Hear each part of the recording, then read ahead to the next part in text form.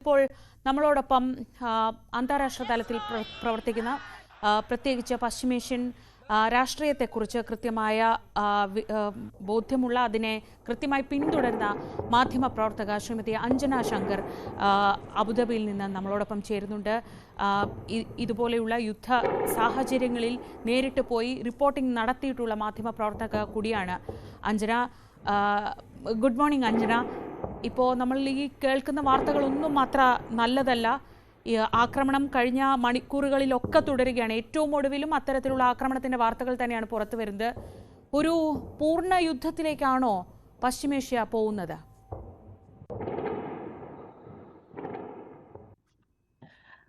നമുക്കത് പ്രഡിക്റ്റ് ചെയ്യാൻ പറ്റാത്തൊരു അവസ്ഥയിലാണ് നമ്മളിപ്പോൾ നിൽക്കുന്നത്.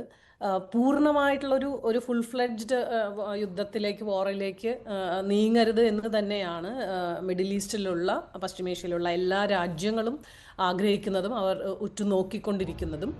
പക്ഷേ ഇപ്പോൾ നമ്മൾ നിൽക്കുന്ന ഒരു സാഹചര്യം വെച്ച് മിഡിൽ ഈസ്റ്റിലെ വലിയ രണ്ട് ശക്തികളാണ് ഇറാനും ഇസ്രയേലും. ശക്തികളാണെന്ന് മാത്രമല്ല, രണ്ട് ആർച്ച് റൈവൽസും കൂടിയാണ് ഇവർ രണ്ടുപേരും തമ്മിൽ. ഡയറക്റ്റ് ആയിട്ടുള്ള ഒരു സംഘർഷം ഇപ്പോൾ നമ്മൾ അങ്ങനെ ഒരു നിലയിൽ എത്തി നിൽക്കുകയാണ്.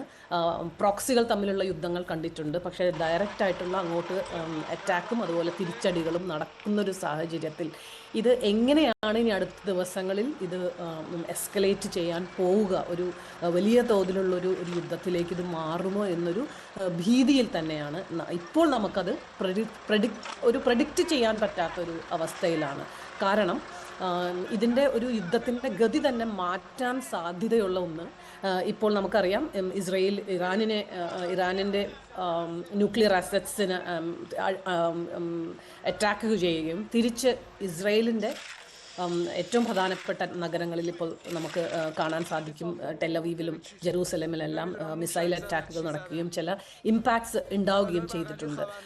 ഇറാൻ ഭീഷണിപ്പെടുത്തിയിരിക്കുന്നത് ഇസ്രയേലിൽ നിന്നുള്ള അറ്റാക്കുകൾ തുടരുകയാണെങ്കിൽ അവർ തീർച്ചയായും ഇത് അമേരിക്കയുടെ പിന്തുണയോടെ തന്നെ ആയിരിക്കും. അതുകൊണ്ട് അവർ അമേരിക്കയുടെ മിലിറ്ററി ആസറ്റുകളെ, മിലിറ്ററി ബേസുകളെ, മിഡിൽ ഈസ്റ്റിലുള്ള എല്ലാ മിലിറ്ററി ബേസുകളെയും ടാർഗറ്റ് ചെയ്യും എന്നാണ് ഇറാൻ ഭീഷണിപ്പെടുത്തിയിരിക്കുന്നത്. ഇനി വരുന്ന ദിവസങ്ങളിൽ അങ്ങനെ ഒരു മൂവ് ഇറാനിൻ്റെ ഭാഗത്തു നിന്നുണ്ടാവുകയാണെങ്കിൽ പിന്നീട് ഈ യുദ്ധം തീർച്ചയായും, കാരണം അമേരിക്കയുടെ മിലിറ്ററി അസറ്റുകളെ ഡയറക്റ്റായിട്ട് ടാർഗറ്റ് ചെയ്യുകയാണെങ്കിൽ ഇവർ ഇരിക്കുന്ന മിഡിൽ ഈസ്റ്റിലും ഗൾഫിലുമുള്ള രാജ്യങ്ങളെ ബാധിക്കും. അപ്പോൾ ഇതൊരു നമുക്കിപ്പോൾ പ്രഡിക്റ്റ് ചെയ്യാൻ പറ്റാത്ത രീതിയിലുള്ള ഒരു വലിയ തോതിലുള്ള യുദ്ധത്തിലേക്ക് നീങ്ങും എന്നുള്ളൊരു ഭയമാണ് ഇവിടെ എല്ലാവർക്കും. തീർച്ചയായും അഞ്ജന, ഏറ്റവും പ്രധാനമായി ഇതിൽ നിർണായകമാവുക ഒരു പക്ഷേ അമേരിക്ക എന്ത് നിലപാടെടുക്കും എന്നതാണ്. നേരിട്ടൊരു ആക്രമണത്തിലേക്ക് പോകാനൊന്നും അമേരിക്കയ്ക്ക് നേരത്തെ താല്പര്യമുണ്ടായിരുന്നില്ല. പക്ഷേ ഇന്നലെ ട്രംപിൻ്റെ ഭീഷണിയൊക്കെ വരുന്നത് ഇത്രയും കാലം ഞങ്ങൾ പറഞ്ഞു കേട്ടില്ല, ഇനിയും കേട്ടില്ലെങ്കിൽ കൂടുതൽ രൂക്ഷമായ ആക്രമണം, അല്ലെങ്കിൽ നിങ്ങൾ എന്താണ് നേരിടേണ്ടി വരിക എന്ന് ദൈവത്തിന് മാത്രമേ അറിയുകയുള്ളൂ എന്ന രീതിയിൽ ഒരു ഭീഷണിയുടെ സ്വരമാണ് ട്രംപിൻ്റെ ഭാഗത്തുനിന്നുണ്ടായത്. ഒപ്പം അറബ് രാജ്യങ്ങൾ എന്ത് നിലപാടായിരിക്കും എടുക്കുക? ഇങ്ങനെ ഇറാനും ഇസ്രയേലും നേർക്കുനേർ വരുമ്പോൾ അറബ് രാജ്യങ്ങൾ എന്ത് നിലപാടെടുക്കും എന്നതും ഏറ്റവും നിർണായകമാകും എന്ന് തോന്നുന്നു.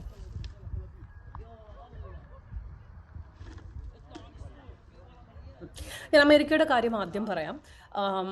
ട്രംപിൻ്റെ അങ്ങനെ ഒരു ഭീഷണിയുടെ ശബ്ദത്തിലുള്ള ഒരു സ്റ്റേറ്റ്മെൻറ്റ് നമ്മൾ കേൾക്കുകയുണ്ടായി. പക്ഷേ അമേരിക്ക വർഷങ്ങളായി തന്നെ ഇസ്രയേലിന് ഡയറക്റ്റായി ഇറാനിൻ്റെ ഈ ന്യൂക്ലിയർ കേപ്പബിലിറ്റീസിനെ തകർക്കണം എന്നുള്ളൊരു ഇൻറ്റൻഷൻ, അല്ലെങ്കിൽ അങ്ങനെയുള്ളൊരു മിലിറ്ററി എസ്കലേഷൻ വേണം എന്നുള്ളൊരു സ്റ്റാൻഡ് ഇസ്രയേലിന് വർഷങ്ങളായി ഉള്ളതാണ്. പക്ഷെ അമേരിക്കയാണ് ഈവൻ ഒബാമയുടെ സമയം മുതൽ നമുക്കറിയാം ഒരു ന്യൂക്ലിയർ ഡീല് വഴി ഇറാനിൻ്റെ ന്യൂക്ലിയർ കേപ്പബിലിറ്റീസിനെ കൺട്രോൾ ചെയ്യുക, അതുവഴി മിഡിൽ ഈസ്റ്റിലുള്ള ആ ഒരു സ്റ്റേറ്റസ് കോയിനെ നിയന്ത്രിക്കുക എന്നുള്ളൊരു ലക്ഷ്യം വെച്ച് പ്രവർത്തിക്കുന്ന എല്ലാ ഡിപ്ലോമാറ്റിക് എഫേർട്സുകളും അമേരിക്കയുടെ ഭാഗത്തു നിന്ന് ഉണ്ടായിരുന്നു. അതുകൊണ്ട് തീർച്ചയായും ഡയറക്റ്റ് ആയിട്ടുള്ളൊരു യുദ്ധത്തിന് അമേരിക്കയ്ക്ക് താല്പര്യമില്ല. പക്ഷേ ഇതുപോലുള്ള ഒരു എസ്കലേഷൻ നടന്നാൽ, ഞാൻ മുമ്പ് പറഞ്ഞ പോലെ അമേരിക്കയുടെ ഏതെങ്കിലും മിലിറ്ററി അസറ്റുകളെ ഇറാൻ അറ്റാക്ക് ചെയ്താൽ തങ്ങൾക്ക് ആഗ്രഹിക്കാത്തതും ഞങ്ങൾ ഇൻറ്റൻഷൻ ഇല്ലാത്തതുമായിട്ടുള്ള ഒരു യുദ്ധത്തിലേക്ക് അമേരിക്ക വലിച്ചിഴക്കപ്പെടും എന്നുള്ളത് തീർച്ചയാണ്. പക്ഷെ ട്രംപ് പറഞ്ഞത് നമുക്കറിയാം. അതിൻ്റെ ഒരു കോണ്ടെക്സ്റ്റ് ഇപ്പോൾ കഴിഞ്ഞ 2 മാസങ്ങളിലായി പലവട്ടം, ഒരു 6 വട്ടമെങ്കിലും ഇറാനും അമേരിക്കയും തമ്മിൽ പുതിയ ഒരു ഡീൽ, ട്രംപ് മനസ്സിൽ കാണുന്ന ഒരു പുതിയ ഡീൽ സൈൻ ചെയ്യിപ്പിക്കാനുള്ള നെഗോഷിയേഷൻസ് നടക്കുന്ന ഒരു സമയമാണ്. ഇനി ഒരു റൗണ്ട് ഓഫ് നെഗോഷിയേഷനും കൂടി അടുത്ത ദിവസങ്ങളിൽ നടക്കാൻ പോകുന്നൊരു സമയത്താണ് ഈ ഒരു അറ്റാക്ക് ഉണ്ടായിരിക്കുന്നത്. അതുകൊണ്ട് അമേരിക്ക ഇനി എന്ത് ചെയ്യാൻ സാധിക്കും? തിരിച്ച് ഈയൊരു നിൽക്കുന്ന പോയിന്റിൽ നിന്ന് ഡീഎസ്കലേറ്റ് ചെയ്ത് തിരിച്ച് ഇറാനിനെ നെഗോഷിയേറ്റിംഗ് ടേബിളിൽ കൊണ്ടുവന്ന് ഒരു ഡീൽ സൈൻ ചെയ്യാൻ സാധിക്കുമോ ഇല്ലയോ എന്നുള്ളതാണ്. പക്ഷെ ഞാൻ ഇന്നലെ കണ്ട ഇറാനിന്റെ പ്രസ്താവനയിൽ this nuclear deal is of എന്നാണ് ഉള്ളൊരു സ്റ്റാൻഡാണ് ഇറാൻ എടുത്തിട്ടുള്ളത്. അതുകൊണ്ട് at this point it is quite unpredictable. പക്ഷേ അതുപോലെ ശ്രീജ പറഞ്ഞ രണ്ടാമത്തെ പോയിന്റ്, ഇവിടെ അറബ് രാഷ്ട്രങ്ങൾ എന്ത് സ്റ്റാൻഡാണ് ഇതിലെടുക്കുന്നത്? തീർച്ചയായും ഒരു ഫുൾ ഫ്ലെഡ്ജ്ഡ് ആയിട്ടുള്ള ഒരു സംഘർഷം എസ്കലേറ്റ് ചെയ്ത് അല്ലെങ്കിൽ വർദ്ധിച്ചുകൊണ്ട് ഇരിക്കാതിരിക്കാനുള്ള ശ്രമങ്ങൾ തന്നെയാണ് എല്ലാവരും ആഗ്രഹിക്കുന്നത്. അമേരിക്കയാണ് അവർ ഉറ്റുനോൽക്കുന്നത്. പക്ഷേ ഇതിലൊരു അറബ് രാജ്യങ്ങളിൽ തന്നെ ഇറാനിന് പ്രോക്സി ആയിട്ടുള്ള മിലിറ്ററി അല്ലെങ്കിൽ മിലിഷ്യാസ് ഉള്ള സ്ഥലമാണ് മിഡിൽ ഈസ്റ്റ്. ഇപ്പോൾ നമുക്കറിയാം ലെബനനിൽ ഹെസ്ബുള്ളയാണെങ്കിലും ഹെസ്ബുള്ളയുടെ കേപ്പബിലിറ്റീസ് ഒക്കെ വളരെയധികം തന്നെ കഴിഞ്ഞ നടന്ന ഈ ഗസയുമായി ബന്ധപ്പെട്ട് നടന്ന യുദ്ധത്തിൽ വളരെയധികം തന്നെ ഏറ്റവും വീക്കായിട്ടിരിക്കുന്ന ഒരു സമയമാണ് ഇറാനിൻ്റെ കേപ്പബിലിറ്റീസ്. കാരണം ഹെസ്ബുള്ളയെ ഏതാണ്ട് ഒരു വിധം എല്ലാ ലീഡർഷിപ്പിനെയും ഹെസ്ബുള്ളയുടെ കേപ്പബിലിറ്റീസിനെയൊക്കെ ഇസ്രയേൽ ഓൾറെഡി തകർത്തു കഴിഞ്ഞു. ഗസയിലെ നമുക്കറിയാം ഹമാസ് ഇതുപോലെ ഇറാനിൻ്റെ ഒരു പ്രോക്സിയാണ്. ഹമാസ് ഏറ്റവും വീക്കറായിട്ടുള്ള ഒരു പൊസിഷനിലാണ് നിൽക്കുന്നത് ഇത്രയും നാളത്തെ യുദ്ധത്തിന് ശേഷം. അതുപോലെ തന്നെ സിറിയയിൽ ബഷർ അൽ അസാദിന്റെ ഭരണകൂടം വീണതിന് ശേഷം ഇറാനിന് സിറിയയുടെ മീതെയുള്ള വലിയൊരു പിടിപാടും ഇപ്പോൾ ഇല്ല. അതുകൊണ്ട് ഇറാൻ വളരെ ഏറ്റവും വീക്കായി നിൽക്കുന്ന ഒരു പൊസിഷനിൽ നിൽക്കുമ്പോഴാണ് ഇസ്രയേൽ ഈ അറ്റാക്ക് നടത്തിയിരിക്കുന്നത്. അപ്പോൾ അറബ് രാജ്യങ്ങളിൽ നിന്നും ഈ പ്രോക്സികളിൽ നിന്നുമൊക്കെ ഇനി എന്തെങ്കിലും ഒരു മൂവ് അല്ലെങ്കിൽ ഇറാനിനെ സപ്പോർട്ട് ചെയ്തുകൊണ്ട് ഇസ്രയേലിനായാലും അല്ലെങ്കിൽ അമേരിക്കയുടെ മിലിറ്ററി ബേസുകൾക്കെതിരെയൊക്കെ ഈ പ്രോക്സികൾ എന്തെങ്കിലും നീക്കങ്ങൾ നടത്തുമോ എന്നുള്ളതും ഇവിടെ അറബ് രാജ്യങ്ങളിൽ വളരെ നമുക്കിപ്പോൾ പ്രഡിക്റ്റ് ചെയ്യാൻ പറ്റാത്ത ഒരു സാഹചര്യമാണുള്ളത്. ശരി അഞ്ജന, ഒരു കാര്യം കൂടി ഏറ്റവും ശ്രദ്ധിക്കേണ്ട കാര്യം അതാണെന്ന് തോന്നുന്നു. ഇത്തവണ ഇസ്രയേൽ നടത്തുന്ന ആക്രമണം ഇറാനിലെ ആണവ കേന്ദ്രങ്ങൾ ലക്ഷ്യമിട്ടാണ്. ഇന്നലെ നതാൻസിലേക്ക് നടന്ന ആക്രമണം കണ്ടു. ഇറാന്റെ ആണവ പദ്ധതികൾക്ക് നേതൃത്വം നൽകിയ ശാസ്ത്രജ്ഞന്മാരെ കൃത്യമായി പ്രിസിഷൻ അറ്റാക്കിലൂടെ അവരെ വധിക്കുന്നത് കണ്ടു. അതായത് ഇറാൻ ഒരു ആണവശക്തിയായി വളരുന്നത് ഏത് വിധേനയും തടയുക എന്ന ലക്ഷ്യം മാത്രമാണ് ഇപ്പോൾ ഇസ്രായേലിന്റെ മുന്നിലുള്ളത്. അങ്ങനെ ഒരു ലക്ഷ്യവുമായി ഇസ്രായേൽ ഇറങ്ങിയാൽ എന്തൊക്കെയാവും വരാൻ പോകുന്നത്?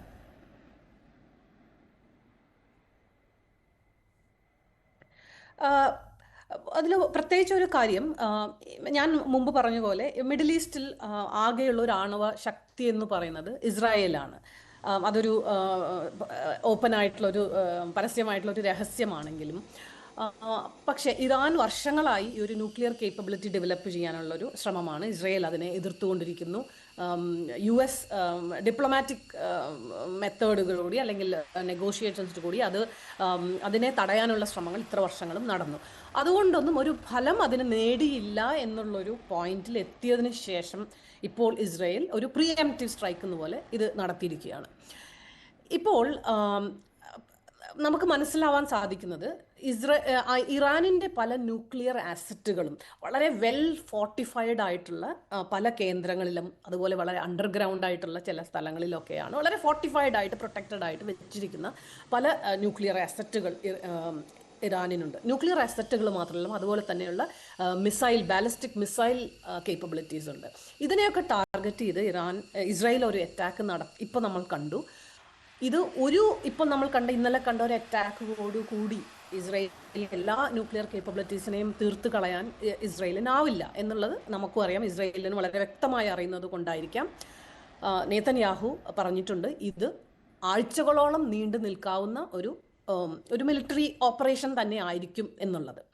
ഇങ്ങനെയുള്ള ഓപ്പറേഷൻ കണ്ടിന്യൂ ചെയ്ത് പോകുമ്പോൾ ഇനി ഓൾറെഡി ഇന്റർനാഷണൽ ആറ്റോമിക് ഏജൻസി പറഞ്ഞിട്ടുണ്ട്, IAEA, ഇറാനിൻ്റെ ഇപ്പോഴുള്ള ന്യൂക്ലിയർ എൻറിച്ച്മെൻറ്റ് കൂടിക്കൊണ്ടിരിക്കുകയാണ്. 60% ഇപ്പോൾ ഇറാനിൻ്റെ ന്യൂക്ലിയർ എൻറിച്ച്മെൻറ്റ്. നമുക്ക് 90% യുറേനിയം എൻറിച്ച്മെൻറ്റ് ആവുമ്പോഴാണ് നമുക്കൊരു ആറ്റോമിക് ബോംബ് ഉണ്ടാവാൻ, അവർക്ക് ആറ്റോമിക് ഒരു ബോംബ് ഉണ്ടാവാനുള്ള അത്രയുമുള്ള യുറേനിയത്തിൻ്റെ എൻറിച്ച്മെൻറ്റിൻ്റെ ആവശ്യകത. അതുകൊണ്ട് ഈ 60% നിന്ന് 90% കടക്കാൻ അധികം ദൂരമില്ല. അപ്പം അതിനു മുമ്പ് ഇവരെ ഈ ന്യൂക്ലിയർ കേപ്പബിലിറ്റീസിനെ തച്ചുടയ്ക്കാനാണ് ഇസ്രയേൽ ശ്രമിക്കുന്നതെങ്കിലും ഇനി അങ്ങോട്ട് ഈ 60 നിന്ന് 90 വേഗത കൂട്ടാനും അവരുടെ ന്യൂക്ലിയർ കേപ്പബിലിറ്റീസിനെ ഒന്നുകൂടി തീർച്ചയായും നമ്മളുടെ സുരക്ഷയ്ക്കും നമ്മളുടെ സെൽഫ് ഡിഫെൻസിനും ന്യൂക്ലിയർ അസറ്റ്സ് ഉണ്ടായേ മതിയാവൂ എന്നുള്ളൊരു സ്ട്രോങ് സ്റ്റാൻഡിലേക്ക് എത്താൻ ഇത് ഇറാനിനെ നയിക്കും എന്നുള്ളതാണ്. അപ്പോൾ അതിൻ്റെ ഒരു പാർശ്വഫലം എന്ന് പറയുന്നത് ഇനി അമേരിക്ക ശ്രമിക്കുന്ന ഒരു നെഗോഷിയേഷൻസ് അല്ലെങ്കിൽ ഒരു ഡീലിലേക്ക് ഇനി തിരിച്ച് കടക്കാൻ ഇറാൻ തയ്യാറാവുമോ എന്നുള്ളത് കണ്ടറിയണം. ശരി അഞ്ജന, വളരെ നന്ദി ഇത്ര വിശദമായി ഈ ഇക്കാര്യങ്ങൾ വിശകലനം ചെയ്തതിന്. തീർച്ചയായും തുടർന്നും ഇക്കാര്യവുമായി ബന്ധപ്പെട്ട അഞ്ജനയോട് സംസാരിക്കാമെന്ന് കരുതുന്നു. അഞ്ജന ശങ്കർ പശ്ചിമേഷ്യൻ രാഷ്ട്രീയത്തെ വളരെ കൃത്യമായി പിന്തുടരുന്ന മാധ്യമപ്രവർത്തകയാണ്.